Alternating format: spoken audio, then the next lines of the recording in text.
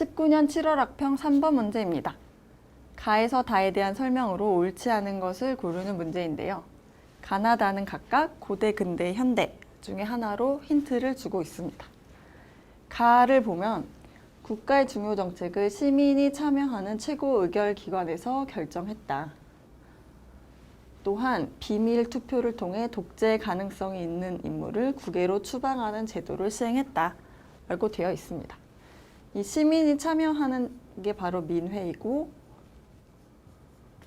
독재자를 추방하는 제도가 도편 추방제였죠. 이 두 제도를 실시했던 때는 바로 고대 시대입니다. 나를 보면요.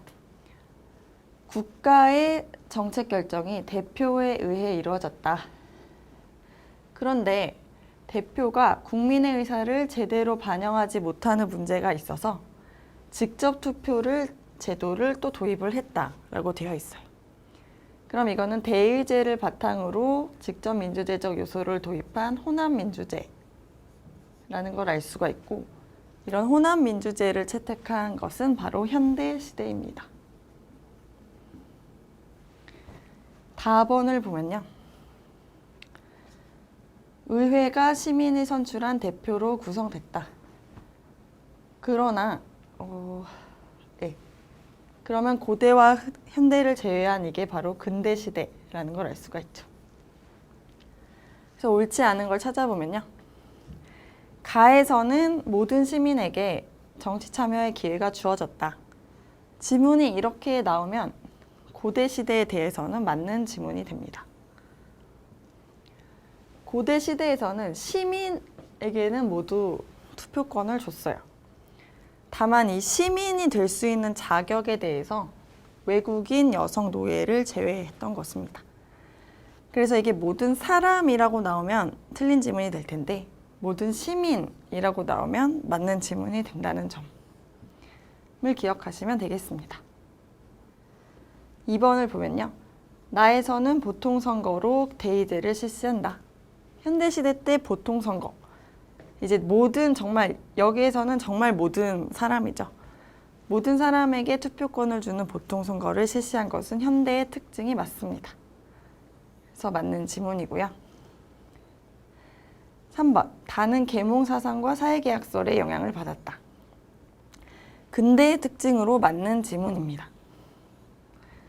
사회계약설이라는 건 이제 그 전의 시대에는 사람들이 사회라는 게 당연히 이루어진 걸로 생각을 하고 어떤 이제 국가나 사회가 요구하는 걸 개인이 따르는 걸 당연한 거라고 생각을 했었어요.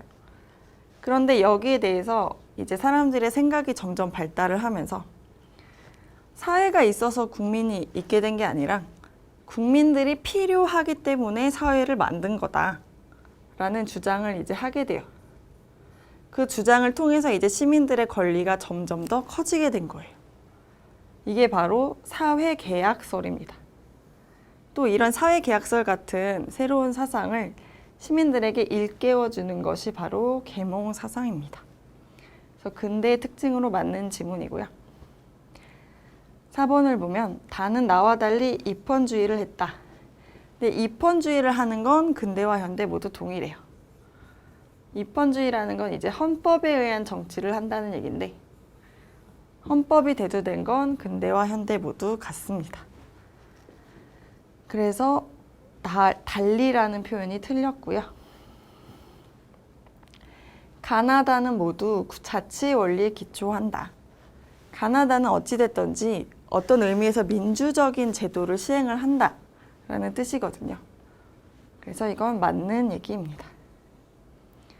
그래서 이 문제는 옳지 않은 것을 고르는 문제였기 때문에 정답은 4번이 되겠습니다.